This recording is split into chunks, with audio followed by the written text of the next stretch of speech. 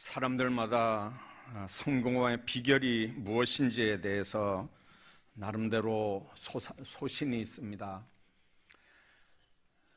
어떤 사람들은 성공하는 이유 중에 하나를 많이 배워야 성공한다, 그렇게 아주 철저하게 믿습니다.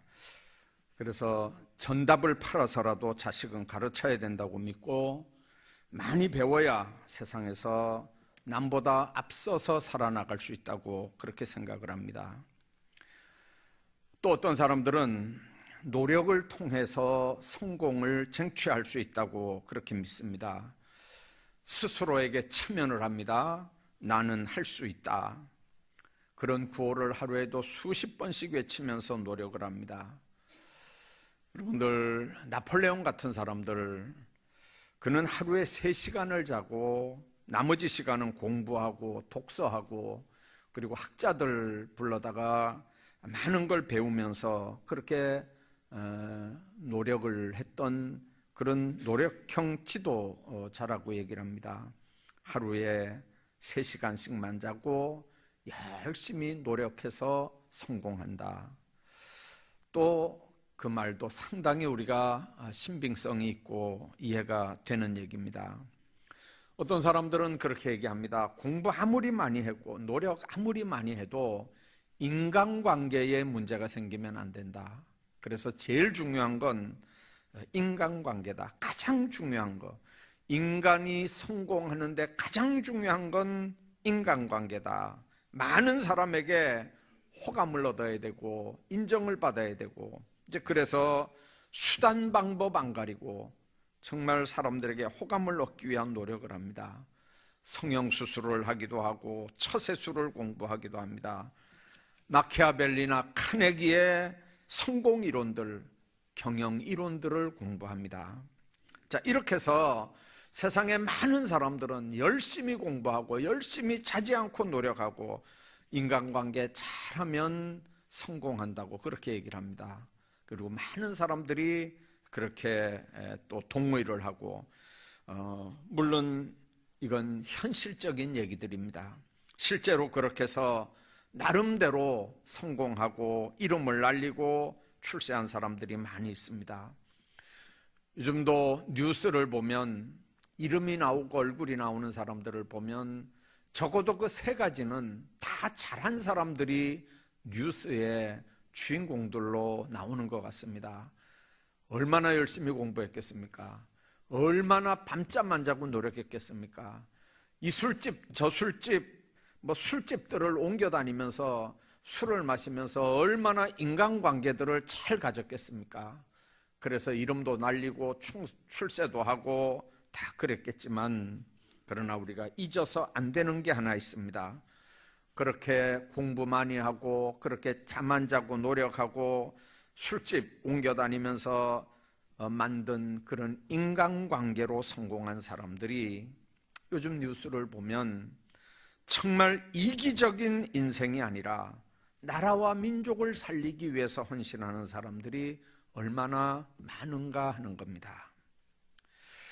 창세기 4장을 보면 하나님의 백성과 버림받은 백성이 갈라지는 역사가 기록이 됩니다. 무엇이 하나님의 백성과 버림받은 백성으로 갈라지게 만듭니까? 그들이 쌓아놓은 지식입니까? 그래서 지식이 많은 사람은 하나님이 선택하고 지식이 작은 사람은 하나님이 유기했습니까?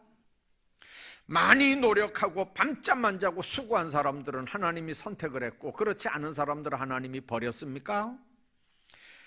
게으른 사람과 열심히 산 사람들을 하나님이 구별했을까요? 우리 주변에도 새벽에 해 뜨면 나갔다가 깜깜해서 돌아오는 사람들이 있습니다. 그렇게 죽을 고생을 하고 살아서 나중에 무릎이 다 망가져서 인공관절 수술을 하고 고관절 수술을 하고 척추에 뼈를 깎아 집어넣고 그리고 철사를 이렇게 심으로 박고 그렇게 죽을 고생을 하면서 평생 노력하고 힘들게 일했는데, 그 사람들이 정말 세상에 보라는 것처럼 그렇게 떵떵거리며 잘 잘 살고 있나요? 여러분들, 하나님이 쓰시는 사람과 그렇게 하지 않는 사람, 하나님이 쓰시는 사람과 유기한 사람의 기준은 바로 하나님 앞에서 예배인 걸 우리가 봅니다. 결국 예배에서 하나님이 쓰시는 사람과 버림받는 사람이 판가름 나는 겁니다. 인생의 성공과 실패도 어디서 갈라지냐면 바로 예배에서 갈라집니다. 하나님이 인정하고 받으시는 예배에서 인생이 판가름 나는 거지. 얼마나 수고하고 노력했느냐, 얼마나 밤잠 안 자고 고생했느냐, 얼마나 공부 많이 했느냐, 얼마나 인간관계 잘했느냐, 그렇게만 인생이 갈라지는 건 아닙니다. 하나님이 인정하고 받으시는 예배에서 인생이 결정된다면 우리의 미래, 우리의 능력, 우리의 축복은 또한 어디에 달려 있겠습니까? 역시 하나님 앞에 드리는 예배에 달려 있다는 게 성경 전체의 교훈이고 가르침입니다. 하나님이 축복하는 사람, 하나님이 축복하는 교회, 하나님이 축복하는 나라가 되는 비결, 그 모든 열쇠가 다 예배에 성공하느냐 실패하느냐에 달려 있습니다. 예배가 살아있으면 그 교회는 희망이 있는 교회입니다. 소망이 있습니다. 예배가 살아있는 나라, 예배를 자유롭게 드릴 수 있는 나라들은 다 소망이 있는 나라들입니다. 그러나 예배 드리는 일에 정부가 개입해서 예배 못 드리게 하고 예배 드리는 사람들을 잡아서 감옥에 갖다 집어넣고 그리고 마음대로 하나님 섬기지 못하게 하는 공산주의 국가들은 경제적으로도 정치적으로도 지금 제대로 되는데 없는 걸 여러분들이 압니다. 예배가 죽은 교회는 이미 불이 꺼진 교회요. 예배가 죽은 교회는 이미 촛대가 옮겨진 교회들입니다. 창세기 4장에 보면 가인과 아벨이 제사하는 내용들이 나옵니다. 가인의 잘못된 제사를 하나님이 받지 않으시니까 질투와 살인이 벌어지는 무서운 타락의 역사가 창세기 4장에 기록이 됩니다. 인류 최초의 살인이 바로 제사 드린 이 문제, 제사를 잘못 드린 사람이 잘 드린 사람을 죽인 사건으로 기록이 됩니다. 우리는 지금도 그 부분에서 예배의 중요성을 깨달아야 합니다. 돈 때문에 살인사건이 벌어진 거 아닙니다. 무슨 다른 이유 때문에 살인사건이 벌어진 게 아닙니다. 하나님께 잘못된 예배를 드림으로 오히려 잘 드린 예배 드린 사람을 죽이는 일이 벌어진 겁니다. 그러므로 가인이 아벨을 죽였을 때 그건 단순히 형이 동생을 죽였다, 한 사람이 한 사람을 죽였다, 그 사건이 아닙니다. 예배 잘못 드린 사람에 의해서 예배 똑바로 드린 사람이 죽은 사건입니다. 예배 드리지 않은 사람에 의해서 예배 드린 사람이 죽은 사건입니다. 받지 않은 예배를 드린 사람에 의해서 받아 드린 예배를 드린 사람이 죽은 사건이고, 그리고 받지 않은 예배 드린 사람에 의해서 예배가 끊어진 사건입니다. 여호와께서 가인과 그의 제물을 받지 않으셨고 아벨과 그의 제물을 받으셨습니다. 여러분들, 아벨과 그 제물을 받으셨다는 하나님은 하나님이 예배만 받으시는 분이 아니고 예배자도 함께 받으셨다는 뜻이고, 아벨의 예물을 받지, 가인의 제물, 가인과 그 제물을 받지 않았다는 말도 가인의 제물만 받지 않았다는 말이 아니고 제물, 제사 드린 가인도 받지 않았다는 뜻입니다. 그런데 가인이 아벨을 죽입니다. 예배하지 않는 자가 예배하는 자를 죽였기 때문에 예배가 끊어진 겁니다. 그 후에 아담이 다시 자기 아내와 동침하여 아들을 낳았고 이름을 셋이라고 불렀습니다. 셋도 아들을 낳을 때 사람들이 비로소 여호와의 이름을 불렀다는 게 창세기 4장 25절 26절이 우리에게 주시는 말씀입니다. 그 26절이 공동 번역에는 그렇게 말씀합니다. 그때 비로소 사람들이 주님의 이름을 불러 예배하기 시작했다, 그렇게 말씀합니다. 여호와의 이름을 불렀다는 말은 하나님께 예배했다는 말입니다. 그때에 비로소 셋이 아들을 낳고 하나님 앞에, 그때 비로소 하나님 앞에 여호와의 이름을 불렀습니다. 그전에는 사람들이 하나님 앞에 예배드리지 않았습니다. 예배드린 아벨이 가인에게 죽는 모습을 보고 예배가 없었습니다. 그때부터 하나님 앞에 예배가 없다가 셋이 아들을 낳고 하나님의 이름을 부르면서 예배가 회복이 된 겁니다. 하나님을 예배했던 아벨이 죽은 후에 끊어졌던 예배가 셋과 그 자손들에 의해서 시작이 됐다는 얘기입니다. 그러면 가인은 아벨을 죽였고 아직 셋은 안 태어날 때 가인이 했던 일은 뭘까요? 창세기 4장 18절 이하에 보면 가인과 그 후손들이 하나님을 예배하는 대신 요즘 표현으로 말하면 인류 문명을 발전시켰습니다. 가인은 18절에 보니까 여호와 앞을 떠나서 에덴 동쪽 가서 놋 땅에 거주했는데 아내와 동침해서 그가 임신하여 에녹을 낳았다 그랬습니다. 가인이 성을 쌓고 아들의 이름으로 성을 이름해서 에녹이라고 했다 이랬습니다. 가인이 놋 땅 살면서 성을 건축했습니다. 도시를 건축했다는 뜻도 됩니다. 여러분들, 인류 문명에서 도시를 제일 건설한 최초의 사람이 누구냐? 바로 가인입니다. 야발은 가축을 치는 자의 목자가 됐다 그랬고요, 조상이 됐다 그랬고요, 인류 문명에서 최초로 목축을 시작한 사람의 조상이 된 겁니다. 유발은 수금과 통수 잡는 모든 자의 조상이 됐고 인류 문명에서 처음으로 음악을, 기악을 시작한 사람이 됐습니다. 두발가인은 구리와 쇠로 여러 가지 기구를 만드는 자가 됐습니다. 장인이 된 거죠. 가인과 그 후손들은 하나님을 예배하는 대신에 인류 문명을 발전시켰습니다. 역사에 이름을 남길 만한 위대한 업적을 많이 남겼습니다.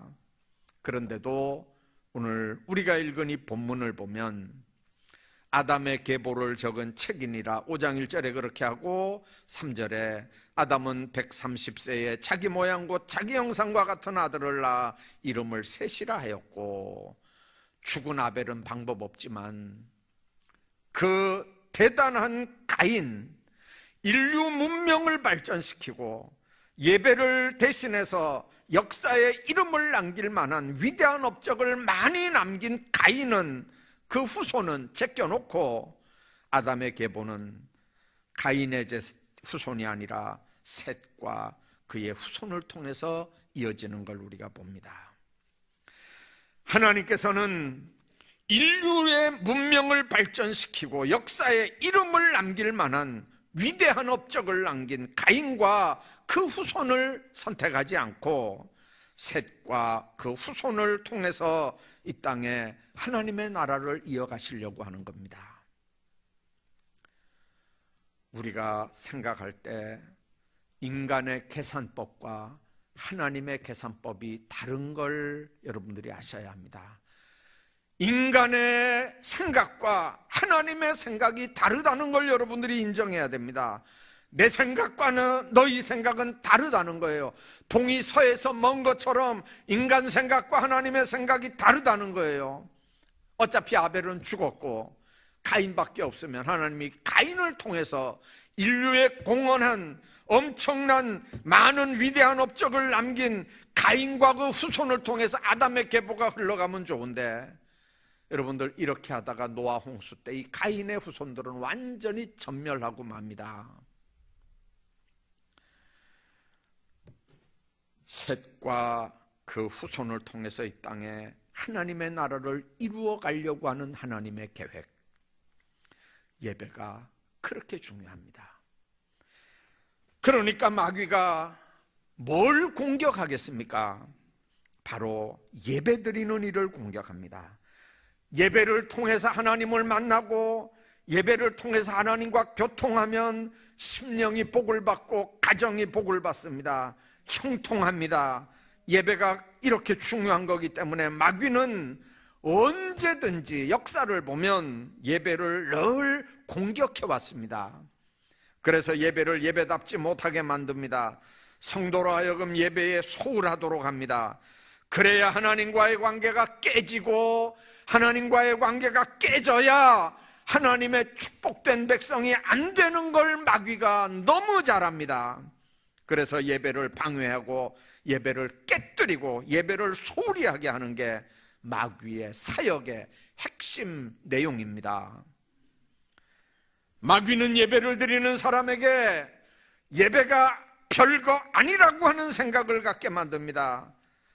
대표적인 생각을 하게 하는 게 목사들입니다. 목사에게 일주일 내내 기도로 말씀으로 예배를 준비하는 것보다 더 중요한 일이 없는데, 이 말씀을 연구하고 기도하는 이 사역을 도외시하고 말씀은 연구하지 않고 정치하는 데 가담하거나 개인적인 명예나 야심을 채우는 데 급급합니다. 정작 중요한 예배는 하나님의 말씀을 선포하는 게 아니고 자신의 주장, 자신의 정치적인 주장을 하면서 성경을 합리적으로 증빙 자료로 사용을 합니다. 말씀 대신 세상적인 것들을 강단에서 선포합니다. 그러면 하나님의 영광은 가려지고 성도들의 영혼은 죽습니다. 교회는 세상 사람들에게 빛과 소금이 아닌 미운 물건이 됩니다. 하나님 앞에서 예배를 섬기고 봉사하는 목사만 아닙니다. 찬양대원, 기도 맡은, 기도 순서 맡은 분들, 안내를 맡은 모든 안내위원들, 예배위원 다 마찬가지입니다.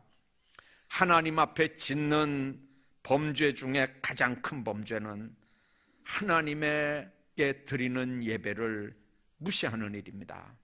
특별한 이유 없이 예배 순서에 있는 자신의 사명을 망각하고 빠지는 겁니다. 그러한 행동이 단순히 예배만 무시하는 거냐? 예배를 받으실 하나님을 멸시하는 겁니다. 우리나라에서 꽤 유명한 교회인데, 그 교회는 예배의 대표 기도를 맡은 사람은 무조건 일주일에 이틀을 금식하고 그리고 대표 기도를 준비해야 된다고 합니다. 교회가 큰 데는 몇 년 만에 한 번씩 기도 순서가 돌아옵니다. 그러니까 금식하면서 온전히 하나님께 바쳐진 기도의 제물이 된 그런 모습으로 교회를 위해서, 나라와 민족을 위해서 예배드리는 모든 성도들을 대신해서 하나님 앞에 기도해야 한다고 하는 중압감이 있으니까 하나님 앞에 금식하면서 기도 준비를 하는 겁니다. 그런데 기도 맡은 사람들이 대수롭지도 않게 연락도 없이 예배에 나오지 않는 건 예배를 멸시하는 일이거든요. 그건 하나님을 멸시하는 무서운 죄라고 하는 걸 여러분들 기억하시기 바랍니다. 찬양대도 마찬가지입니다. 예배 때 찬양대가 찬양 드리는 건 요한계시록 4장에 묘사된 하나님의 보좌를 둘러싸고 있는 내 생물의 사역이요 24장로들의 사역이요 천군 천사들의 사역과 동일한 겁니다. 온 성도들을 대표해서 하나님께 영광을 돌리는 사역이 바로 찬양대 사역입니다. 그러므로 예배가 우리 삶에서 가장 중요한 거라고 생각하는 사람들은 예배의 매 순간마다 자신이 가진 모든 걸 다 쏟아부어 드리는 그런 자세가 필요한 겁니다. 기도로 전심으로 나의 모든 걸 쏟아 부어 드릴 때 능력이 임하는 게 바로 예배입니다. 그러니까 마귀는 어떻게 하든지 전심으로 모든 걸 쏟아부어서 예배드리는 일을 방해하는 겁니다. 마귀는 이 모든 걸 깨려고 합니다. 찬양대를 무력화시킵니다. 목사의 설교를 무력화시킵니다. 기도 안내 맡은 모든 사람들을 다 무력화시켜서 예배를 엉망으로 만들고 결국은 예배의 중심인 설교도 예배의 중심에서 몰아내고 망치게 하는 게 마귀의 역사입니다.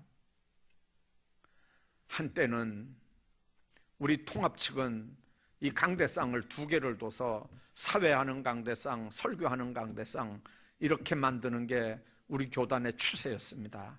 우리 교단뿐만 아니라 목사들이 똑똑해서 장로들이 똑똑해서 영국교회를 성견지 탐방 갔다 온 많은 사람들이 한국교회 강단을 사회석과 설교석으로 이렇게 구분을 해놨습니다.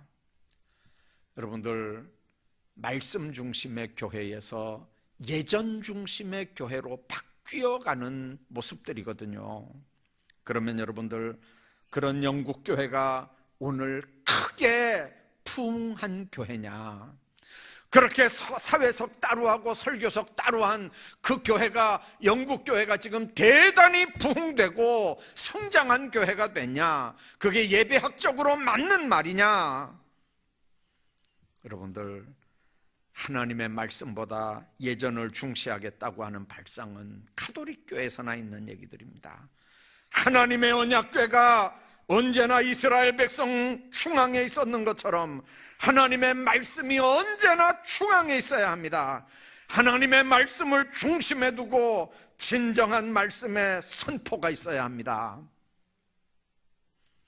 마틴 로이드 존스 목사님이 영국 교회가 어떻게 타락하고 몰락되었는지를 분석하면서 크게 2가지 지적을 했습니다. 첫째는 강대상이 왼쪽으로 밀려난 거고, 둘째는 설교자들을 강단에서 몰아내고 간증자들이 설교자의 자리를 차지한 거라고 그렇게 지적을 했습니다. 여러분들 말씀 없는 영국교회는 지금 너무 약해져서 점점점 교회들을 이슬람 교회다가 팔아먹습니다. 이슬람 교회가 점점 교회를 침식해가는 그런 정말 약한 교회들의 모습들로 바뀌어가는 걸 우리가 봅니다. 역사를 살펴보면 예배가 약화가 될 때는 교회도 약화가 됐습니다. 예배를 우습게 여길 때는 그 나라의 전성기도 다 사라졌습니다. 그러므로 나라를 살리고 애국하는 길이 뭡니까? 하나님 앞에 똑바로 예배 잘 드리는 일입니다. 우리 가정도 마찬가지입니다. 하나님 앞에 생명 걸고 예배 드리는 일, 이게 바로 우리 가정이 살고 나라가 살고 교회가 사는 일인 걸 믿으시길 바랍니다. 우리가 아는 것처럼 1776년 메이플라워를 타고 최초로 미국 땅을 디뎠던 청교도들, 영국 사람들입니다. 굶주림과 추위 속에 제일 먼저 했던 일이 뭔지 압니까? 바로 땅에 키스를 하고 하나님 앞에 예배드렸던 일입니다. 그들은 사실 예배의 자유를 위해서 목숨 걸고 대서양을 건너온 퓨리탄들입니다. 왜냐하면 당시에 영국에서는 자유롭게 예배드릴 수 없었기 때문입니다. 다시 말하면 청교도들은 예배에 목숨을 걸었던 사람들입니다. 오늘 우리가 신앙생활하면서 생명을 걸고 예배에 임하는 결단들이 있기를 주의 이름으로 축원합니다. 예배에 생명을 걸어야 합니다. 살아있는 예배에 생명을 걸면 그 가정, 그 교회, 그 민족은 소망이 있습니다. 초대교회를 보십시오. 초대교회는 예배에 생명을 걸었던 교회입니다. 모일 때마다 예배 드렸습니다. 예배 드리는 것 때문에 핍박이 있고 박해가 있었습니다. 지금도 마귀는 할 수만 있으면 예배를 못 드리게 하려고 혈안이 돼 있습니다. 그러나 하나님의 자녀들은 어떤 시험과 어려움을 물리치고도 예배를 드릴 수 있어야 합니다. 그러면 그 영혼도 살고 그 가정도 살고 교회도 살고 나라와 민족도 회복되는 역사가 있습니다. 예배를 드리면 승리할 수 있다는 걸 기억하시기를 바랍니다. 예배를 통해서 하나님을 만나야 우리 심령에 평안이 임합니다. 예배를 통해서 위로부터의 능력을 받습니다. 예배가 없으면 우리 삶에 날마다 불평과 불만밖에 없습니다. 예배에서 은혜 받지 못하면 일주일 내내 짜증 속에서 살게 됩니다. 예배를 통해서 성령의 임재함을 체험하고 성령이 우리와 함께 역사하는 걸 체험하면 하나님의 능력이 우리 가운데 임하게 되고 성령 충만하게 되면 세상 근심 걱정 어려움들 믿음으로 다 이겨내는 역사들이 있는 줄로 믿습니다. 하나님께서는 아벨과 그 제물을 받았지만은 가인과 그 제물은 거절했다고 그랬습니다. 이건 단순히 예배 문제가 아닙니다. 하나님이 받지 않는 예배를 드리고도 세상적인 문명을 이루고 살았던 가인의 후손을 하나님은 아담의 계보를 잊게 하지 않았다는 거죠. 셋을 통해서 그 계보가 이어졌다는 사실을 우리가 알아야 합니다. 히브리서 11장 4절을 보면 믿음으로 아벨은 가인보다 더 나은 제사를 하나님께 드림으로 의로운 자라 하시는 증거를 얻었으니 하나님이 이 예물에 대하여 증거하심이라. 저가 죽었으나 그 믿음으로써 오히려 말하느니라. 그렇게 말합니다. 토저라고 하는 신학자가 있습니다. 하루를 예배로 시작하는 사람은 결코 마귀가 건드릴 수 없는 권능자의 삶이다. 그렇게 얘기를 합니다. 하루를 기도로, 하루를 예배로 시작하는 사람들은 마귀가 결코 그 사람을 그날 건들지 못하는 권능자의 삶을 살게 된다는 거죠. 제가 늘 부탁하잖아요. 피곤하고 힘들게 사는데 어떻게 매일 새벽 예배 참석할 수 있겠습니까? 정말 새벽 예배 참석하는 것 대단한 거거든요. 그러나 분명한 건 우리가 거룩한 주일 하루만이라도 새벽 예배 드리면서 그날 온전히 하나님 앞에 드리면서 한번 한 주일을 시작하자는 거죠. 여러분들, 우리가 하루를 예배로 시작한다면 마귀가 손 못 대는 사람이 될 겁니다. 마귀는 신령과 진정으로 예배한 후에 교회 문을 나서는 성도들을 제일 무서워합니다. 제대로 예배드리고 성전문을 나서는 사람, 영적 상태가 어떨까요? 구원의 투구가 분명히 씌워져 있을 거고, 의의 흉배가 분명히 채워져 있을 거고, 그리고 발에 복음에 예배한 신을 신고 있을 거고, 믿음의 방패를 들고 성령의 검을 들고 제단을 나설 거 아닙니까? 꼭 로마 병정 같은 모습을 하고 교회에서 세상을 나가는 그 십자가의 군병 같은 하나님의 사람들을 어떻게 마귀가 범하겠습니까? 여러분들, 마귀는 정말 신령과 친정으로 예배한 후에 교회 문을 나서는 성도들을 제일 무서워한다고 그럽니다. 예배를 마칠 때 하는 축도는 성도들이 세상으로 나가는 출정식을 의미하는 겁니다. 그러므로 예배를 제대로 드렸다면 여러분들은 능력의 종이 되는 거고, 마귀의 괴계를 산산조각낼 수 있는 권능자가 돼서 교회 문을 나서게 되는 겁니다. 무력하게 힘없이 그렇게 교회를 나서지 말고 주님께서 하늘보좌로부터 쏟아 부어주시는 그 넘치는 능력으로 무장해서 힘있게 세상을 이기며 살아가는 하나님의 사람들 다 되시기를 주의 이름으로 축복합니다.